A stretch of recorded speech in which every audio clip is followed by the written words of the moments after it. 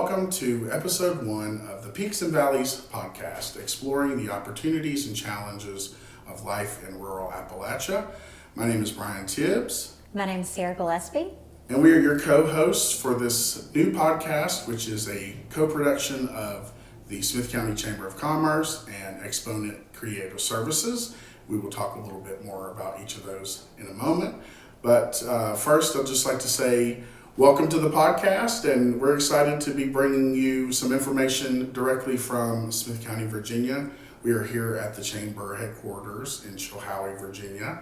And of course, my co-host is Sarah Gillespie, the Executive Director of the Chamber of Commerce. Sarah, how long have you been Director now? 8 years. Oh, it's wow, hard really? to believe. 8 years, yeah. Yeah. I had been not saying 8 years for a while, and then I was looking back for some files, and 8 years. Wow.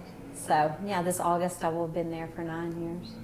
And so you are, like myself, a native of Smith County. I am. Tell us a little bit about your background and where you're from. I am a Rich Valley girl. I'm from Saltville, which, Rich Valley is kind of the rural farming community of that, and went to Northfield High School, graduated, went to Emory and Henry College, studied communications, developed a strong interest in public policy while I was there, and then set off to find out what I wanted to be when I grew up. And I guess this is even still part of that. I think it's ever changing and evolving. My background is largely in entrepreneurship and a lot with the hospitality industry. So every now and again you hear people talk about like everything they've done up to this point in their life, like prepared them for the job they're in now. Absolutely. And in so many ways that has been my life up to the point of the chamber. Yeah. I've opened businesses, which gave me that strong background in learning how to write my business plan, do my financials, hire people, manage people. I was in the restaurant and service industry for years. It's how I put myself through college. It's what I did afterwards, even when I had like a big girl job. And so, my customer service training that I received through all that hands-on has been so valuable for what I do here and what I help our businesses and our members to learn to do as well. So now I get to do awesome things like teach small business boot camp classes, and I'm not just telling somebody what they should do, like I've done it. So that's so important, isn't it? It is. It really is.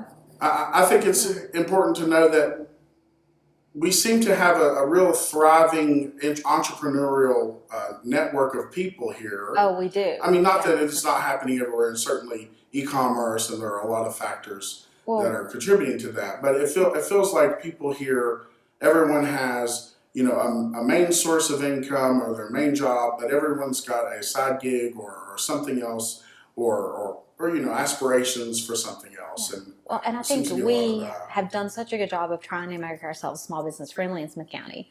The Chamber hosts small business boot camp classes. The town of Marion does the same thing. And there has never been a time when I have put together a small business boot camp class that I haven't gone to the Smith County Economic Development Authority and the Saltville IDA and the town of Chilhowie and said, I'm going to do this boot camp to help businesses open. Would you put money in? They always say yes. Sometimes it might not be a huge amount that they have to put in, and sometimes they have come to me with huge amounts to put in. But they always support that because they see the value in our small businesses. And we're, really good with all of our towns working to have incentives for them to open and just be supportive. Well, and I would also like to note that the term small businesses it sort of has this sort of stigma maybe associated with it. And, we think of small businesses as being a one-person operation or a startup in a garage or something like that, when in reality, we have businesses here that seem, larger scale that are still considered small businesses. When you say, for sure. I'm thinking of a recent economic development tour that we went, that you and I both shared, where we were in these businesses that were really thriving and doing really well, but still on the grand scale are considered small businesses and still need that sort of support from organizations like the Chamber. Oh, for sure. And just those connections, being able to connect our industries with each other and the resources that all of them make is so invaluable and important because you're keeping those things here and our resources here. And, that's just making our our business is stronger, it's helping to employ more people, and that's super important. Yeah. And so, as an entrepreneur yourself and as someone who is really involved in small business development, how do you think you've really used how do you think you've used your background growing up in Appalachia? How's that benefited you? Because I can think of some ways it's benefited me. Well, I think I'm a problem solver. It's what I do. My brain constantly ticks at what's the next project that needs to happen. And so I think that probably comes from my background. It probably also comes from growing up on a farm because there's always that you always are looking forward to what's the next thing or what needs to be fixed. So there's always like this ticking list in my mind of our needs as a community. Yeah. And so I think that's probably definitely comes from my background of growing up in Appalachia, growing up in a poorer community, and growing up as a farmer too, because that's how you, I guess, train yourself to think. Yeah. And so it helps me to constantly be looking forward to what's next and what we need. Like right now, we know tourism has kicked up. It has become one of the big money makers for the community. And so we have to be able to support that. We have to be able to support that with the people and the customer service, but we also have to be able to support that with the resources that tourists need. So we know housing's a problem. So we started to tackle that. We know that we're probably not right off the bat going to get a chain, larger indoor room hotel situation. But that doesn't mean that we couldn't host boot camps and reach out to folks to help set up Airbnbs and to support campgrounds and seduce and things like that. So, I think that's one of the big things that has helped me as much as anything else is my background helps me to constantly see what's next and to be able to pivot constantly. Yeah. Which is something I think we've all had learned to do with COVID. Absolutely. There's not a single person that hasn't been affected. Yeah. In every way. And if you're a business owner, you had to learn to pivot because you couldn't, I would say for 95% of businesses, you couldn't keep doing business as you had been doing business. Right. And so, having that ability to have that forethought and to pivot and to go with the change, I think is a huge asset to anyone in business or an entrepreneur. And I think we do that well here. Absolutely. And what I've learned during the pandemic is that, we were in a special place, I think, here in Smith County prior to the pandemic because we were experiencing, some rapid growth in a lot of different sectors of our economy and just life in general. And there were some growing pains associated with that. I think that's one of the things that is so difficult for small communities like this is balancing the good and bad that come with growth and change and development. Progress can be messy. It can be huge. It always is messy. Let's face it. And so, I know a lot of business owners, were thinking about their social media influence and marketing online and e-commerce, but it obviously became a huge priority overnight. And so I'm sure you've experienced sort of those issues at the chamber and have had to help work with these businesses to be resilient, to pivot quickly, to think of ways that they never would have dreamed in order to make revenue and keep the doors open and keep people going, don't you think? Oh, definitely. I mean, we've helped put websites together. We've helped set up online stores. We pushed out marketing. Yeah, we've done so many things and helped our members through those things.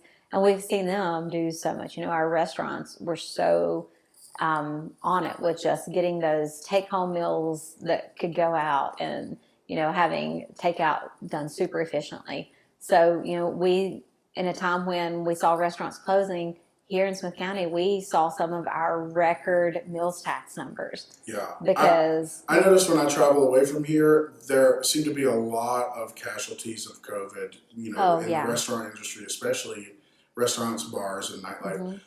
And looking around, I have to say, we've had some casualties, I'm sure, but I can't think of one, well-established business that hasn't made it through the pandemic.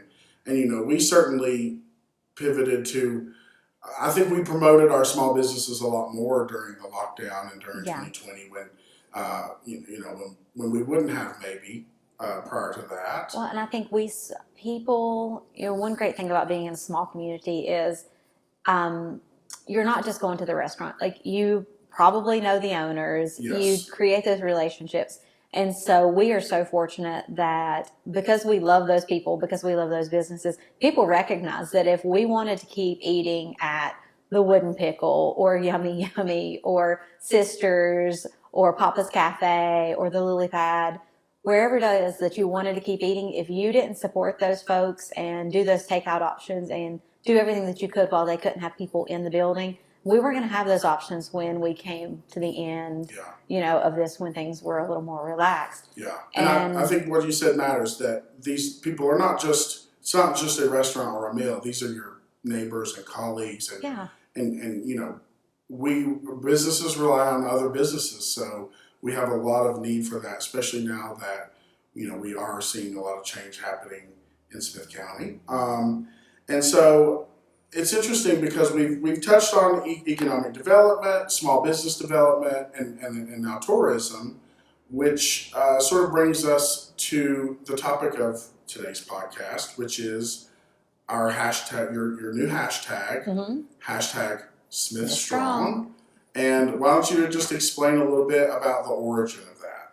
Sure. So the origin of that goes right back to what we've talked about this whole time about what an amazing community we do have here in Smith County. When COVID hit, I immediately knew and saw that our businesses were going to need some financial help.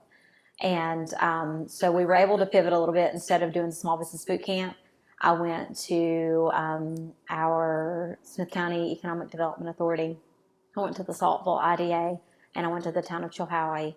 And I said, we have to help our small businesses. We were very fortunate also, the Smith County Board of Supervisors jumped on board to support this. We created a grant fund. And so the Chamber administered that grant fund, and all of those entities that we just talked about put money into it. And we were able to give, we did up to $10,000 grants for some of our businesses that were hit the hardest. We supported, I want to say, 52 businesses with that grant. And I want to say collectively, it directly impacted 119 employees. And at least, I would say, maybe between 5 and 10 of those were women and minority-owned businesses too. And we were able to support all of them to help them make it through the pandemic. And what's interesting about this to me is that it wasn't a statewide initiative. It had nothing to do with the COVID relief bill necessarily. It was a homespun grassroots initiative, locally born here funded out of the chamber, and you were able to make those connections with the other organizations and do that. That's really impressive, and I think it really is a good opportunity and a good model for other small communities, that need this help. One thing also that I find interesting about this is when we throw around terms like Economic Development Authority and Chamber of Commerce, in many areas we're talking about large, full-scale organizations that have, unlimited resources, some of them. But many times when you hear mention of these organizations and nonprofits, we're talking about a couple of people. I mean, let's face it, the Chamber of Commerce is the two of you. Yeah, and for the past 2 years it's been one. Yeah, and same with me in my previous roles, and same with when you mentioned Economic Development Authority. Development, we have one person. Tourism, we have one person. And these people, they represent a large facet of our community and the needs of our community. So really, we're just talking about building those relationships with individuals and as organizations. And I found that it's very easy and a great opportunity to do that here. Well, that's kind of how Smith Strong was born, and that's why it's so important. We are a small community. We don't have a ton of funding like some larger cities and areas would, So it's super important that at the Heart of Smith Strong, we are working together to be stronger. And I think, that's initially when we were creating the grant, I didn't necessarily have a name for it, but as all those requests that I put out to put funding in came back and everybody unanimously said, yes, yes, what can we do to help? And the committee was immediately formed to judge the grants and, do those sorts of things. As I was thinking about it, I was like, this is Smith Strong. This is what we want to see all the time. I mean, yes, unfortunately, it was born out of something as terrible as COVID and how horribly that's impacted so many people. But it was also like this huge piece of hope for moving forward that kind of brought us all together to work together a little bit more than we had. And we're carrying that, into 2022 with the focus on Smith Strong. Right now, that, I guess, committee is what we'll call it, consists of Kendra Hayden, who does some economic development for the county. Yeah, And yeah, then we have, okay, this is a great transition because I wanted to talk some more about our colleagues and the Yeah. people that we are working with and you specifically, and how we hope to continue those relationships. We also should mention that these are people that you're going to hear from in later episodes of the podcast because Yes. we hope to have guests on pretty regularly, and we hope to have Kendra and Amanda on specifically together to talk about Smith Strong. yes. So go ahead. Sorry to interrupt you, but No, it's continue talking about our relationship with Kendra and Amanda. Yeah, so we have Kendra, who does economic development for the county, and then we have Amanda Livingston, who is our new tourism director. And, they're both one-woman offices doing what they do. And up until just recently, I was a one-woman office doing what I do. So it's been so important for the three of us to work together. And, every now and again, you just get that dream team where you all mesh and you get it. And because ultimately, yes, we are all in different roles, but the end game is the same for all of us, making a stronger community. And it's all so tangled. Tourism and small businesses and economic development and everything that we all do is so tied together because we all depend on each other for all of that to work. Yes, I will say too, as in my previous role as executive director of the Lincoln Theater here in Marion, Smith County, going into that, I had no idea the impact that I could have on the community at large. I mean, I understood that theaters and performances and entertainment equals economic revenue for small businesses and that sort of thing. But it really hinged. I mean, so much of the success of these small businesses hinged on my organization, filling seats and getting people here into the county. And I took that with a lot of responsibility. I mean, that weighed heavily on me during my whole time there at Lincoln. And how could it not, really? Because like you said, we're working alongside these people. Their success means our success. I mean, the Lincoln Theater entertainment venues can't exist without good places to eat, good places to stay. Exactly. We're all so interconnected, and it is really refreshing that we build these relationships organically, just like as director of the Lincoln, you and I did. In your role at the chamber. Yeah. So that's so a little bit of insight on how you and I became such close friends and colleagues and have worked together to start this podcast and promote Smith County and everything that we have to offer. So because it's all about relationship building. Absolutely. All of it. And we all, the thing about small communities too is when you have positions like these, it's not just a job. It's it's a huge piece of your life. Yeah. I'm always to some extent, work is always in the back of my head. Yes, I might just be at the Museum of the Middle Appalachians because I took my kid there to spend the day, but my brain is always thinking about how can the chamber do this, or how can we better promote the museum, or what does the museum need? So, to some extent, we're very fortunate that we have this group of passionate people to be behind the Smith Strong movement that are going to propel it forward, and it's always going to be in the forefront of their mind because we all have to be thinking about and doing what is best for the community. and the county, not just our individual organizations or ourselves. And Yeah. that's huge because, you've got these boards that you answer to, and you've got these budgets that you have to stick with and all these things.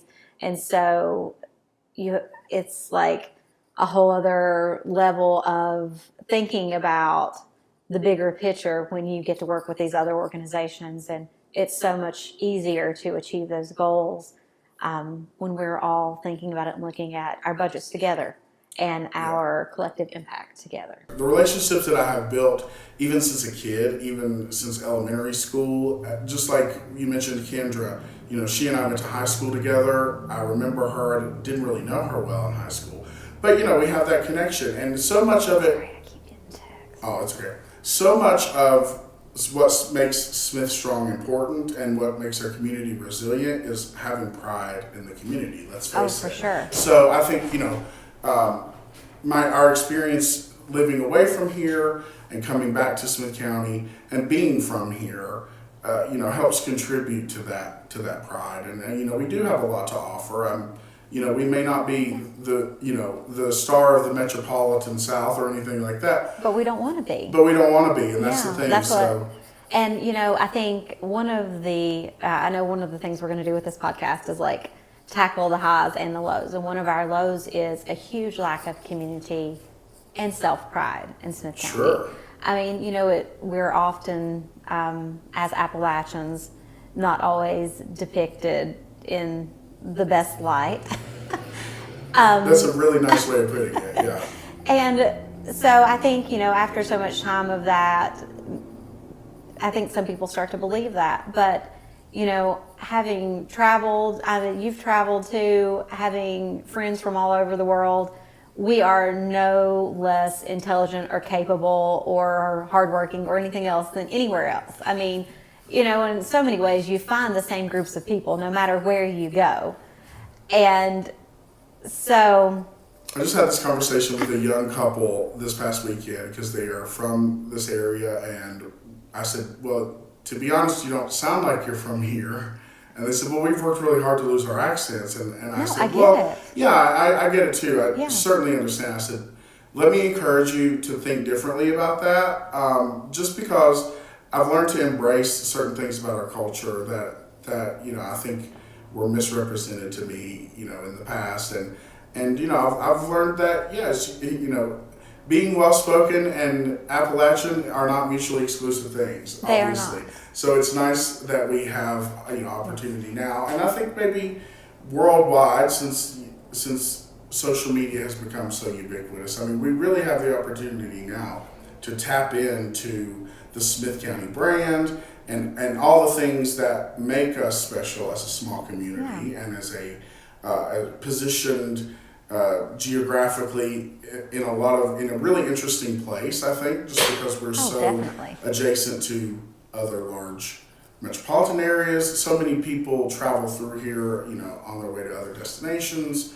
And you and I have, I think, developed sort of different ways of thinking about how to frame tourism and economic development. Me more, I think, as an artist and from the entertainment media world, and you more as an entrepreneur and a business person. But I think that's what also makes us interested in each other's points of view too. Yes, definitely. Oh, definitely. Yeah. And like you mentioned earlier, we talked about this when we introduced the podcast. We said specifically that we're going to be exploring the opportunities and challenges of living in rural Appalachia, because it's not all sunshine and rainbows. Yeah, and if we tried to present it that way, it would be disingenuous, don't you think? Agreed, completely. So we want to recognize that, even though we are trying to promote small businesses in the area at large, we're dealing with a lot of specific issues, for our community, not unlike rural America in general. Yeah, it's true. But it's important that we talk about those, and I think we can also, in doing that, frame it in a way that we highlight what people are doing to overcome these challenges. Exactly. Because that is really, and that's so important. And that's really what's impressive about our community. It is. We're hit with these overwhelming challenges, the opioid epidemic, COVID, all these things, And yet we still manage to not only survive those things, but thrive in amongst we them. find that silver lining and grab hold, and we just have so many amazing people in the community. And it's so easy if you watch the news, it's all the negative and the things that aren't going well. And I know that unfortunately, that's what sells. But that's not what I want this to be about. I don't want to shy away from the issues or not talk about the things that matter, but I want to talk about and highlight the solutions that are there too, because also, this can be a resource for people. A lot of times, folks who haven't worked in these roles don't truly understand how economic development might work. They don't understand what it takes to open a business or, how those things happen. So I want this to be a piece where it's easy for the everyday person to watch or just to listen to these podcasts and find some of those tidbits about what is happening and the positive that's in our community. Because one of the things that is so hard for me is, if a tourist hops off because, it's beautiful and they want to see what there is to do here, and they walk into a gas station or wherever and they say, well, what is there to do today? And someone says, nothing, this place is terrible, which happens, unfortunately. Yeah.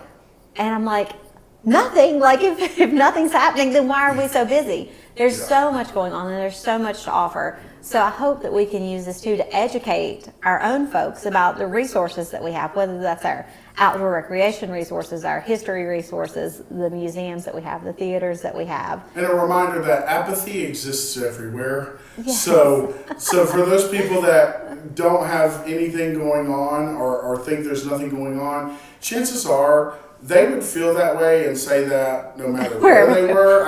You could be in the middle of New York and say there's nothing happening. I used to have friends in Orlando that said there's nothing really to do in Orlando. I want to go to Miami. It's like, are you kidding me? I mean, there's everything to do. And so, yes, you will find that sense of apathy everywhere. And, not to say that I haven't felt that way, in some points as a teenager. But, it does take some perspective to understand the benefits of no matter where you're from. I think people generally have some apathy toward that. I'm sure, And so I really think, it's easy to overcome once you experience life away from here and you realize that we have so much to offer, and I can't fit the it all benefits in. of life here are really, unique. And I think, like we've mentioned, COVID has maybe made us more resilient. Let's face it, people that normally would have jobs where they would have to commute into DC could easily move to Southwestern Virginia, work remotely, and have a much better way of life, and cost of living is going to be much, much lower. Yeah. And you're going to be you're going to be adjacent to so many areas. I actually looked it up recently. Southwestern Virginia, Smith County in particular, is closer to 5 other state capitals than it is to Richmond, Virginia. Yeah. So if you think about all that encompasses in a 250-mile radius from here, it's pretty amazing that we are nestled in this area, because I think a lot of people here don't understand that global climate change will eventually start impacting us in a bigger way than it already has, and I think we all recognize that. My farming season over the past few years is 2 to 3 weeks late. Everything. Yeah. It's crazy. And so there's just another challenge that we're facing. We're facing global climate change and the economic downturn associated with COVID and all of these things. And so hopefully we can highlight some of what is making our community thrive in these times, because there is a lot of that still going on. Chances are, if you are watching or listening, probably this is our first episode. I'm guessing you are probably associated with Smith County. You live here, I'm assuming, probably. Hopefully, we begin to reach people outside of our community. So I will say, if you're from here and you're listening, take a moment to learn about what we have to offer in Smith County. Not just, entertainment-wise, but business-wise, and all of the things educationally and all of the things that are happening in our community. And if you're not from Smith County, then what a great opportunity for you to come see some of that on your own at any time. It's And really a great place to visit. if you're throughout the year. local and you're wondering what there is to do, we do a Wednesday email through the Chamber of Commerce. If you go to our website, you can register for that. And we try to find everything that's going on and put it in one super user-friendly email that's labeled by the towns. We even include a few regional events if they, are pertain to things that matter in Smith County to us. And so that's a great resource. We have a new website that's coming out that has a lot of information on it. There are easy ways. You don't just have to troll Facebook. We try to make, make it user-friendly and easy to find the ways to find what's going on and to find those resources. And you can always call the Chamber of Commerce. I often joke that we are the operator of Smith County. We get all the questions for all the things. Yeah.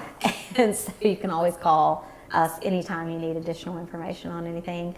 Make sure you're following us on social media too. A lot of things get posted there. We have LinkedIn, Facebook, Instagram, Twitter, hopefully soon a Pinterest as well. And one of the things that I would love, I know Brian and I have tons of ideas for this podcast about the things that we want to talk about, the things that we want to cover. This first snippet was just an introduction to Smith Strong and what it means and what we're going to do with it, and how we're going to tie people together throughout this entire podcast series with it. But, if there are other things, I would be willing to take questions. Yeah, absolutely. Like a lot of times folks don't always, they're like, well, why can't we get a Cracker Barrel?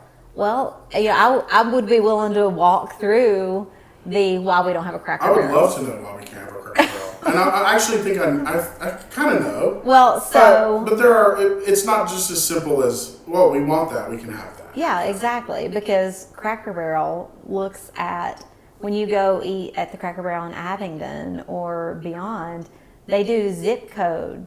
So every time you swipe that debit card, they know where you came from. And if we're gonna do a whole podcast on we will. Cracker Barrel sometime. Because that is a huge part of economic development. Is soliciting businesses and soliciting. There's so much that goes on that's not business to consumer. Yes. That the chamber is involved in. We forget sometimes that really to the everyday community member, they're really only interested in things that they can tangibly interact with, I think. So yeah, if you have questions about that, feel free to comment on whatever various medium you happen to be you can watching. shoot us an email, whatever you want. And I think it would be cool to take some questions. And also, if you have folks that you'd like to see on here within the community that you would like to learn more about, we have a new awesome county administrator who's doing a great job. He's been a huge piece of helping Amanda and Kendra and I to become a team that really meshes together and can push this Smith Strong movement across Smith County and bringing us all together to work more together and to go after those resources that are available to us to really propel us to the next level that we want to go to. Yeah. And so I think it would be great to hear from more folks like that and hear their backgrounds and get to know them as people. It's so easy to criticize or to feel like things aren't happening when you're not on the inside, because another thing with progress is it is slow. Yeah. I mean, nothing happens overnight, and especially if you're working with government agencies, because we do rely a lot on grants and things like that to come through. None of that happens overnight. I mean, even if I have a request from the county, I don't call and it happens the next day. Like, there are meetings and there are steps and there are ways that things have to be done. And so I think this is a good opportunity to look at those insights and to see the people who work behind the scenes. It's hard to work on a project for 2 years before you get to see any actual thing come to fruition. But that's what we do all the time. There are so many thankless jobs that exist that make things happen. And, just the few times when people have gone out of their way to show gratitude, it makes such a difference. Oh, yeah. So we definitely want to highlight people like that in our community and beyond. And if you happen to be visiting Smith County or a resident of Smith County and you see, amazing things, resiliency, progress happening, and you want to share that, feel free to share that with us as well. Because even though we are a small, tight-knit community, it's hard to know. Some things inevitably get lost Yeah. in the communication. So Well, and sometimes when you see it every day, you miss the beauty in something. absolutely. Like I so said earlier, perspective matters tremendously, Yeah. especially for things like that. So, yeah, so I think we'll wrap it up here and say thank you for watching and listening. And thank you, Sarah, for joining me on this endeavor for this podcast. With that, we will wrap up episode 1 of Peaks and Valleys, the podcast, and we will see you next month. Peaks and Valleys podcast is a co-production of the Smith County Chamber of Commerce and Exponent Creative Services.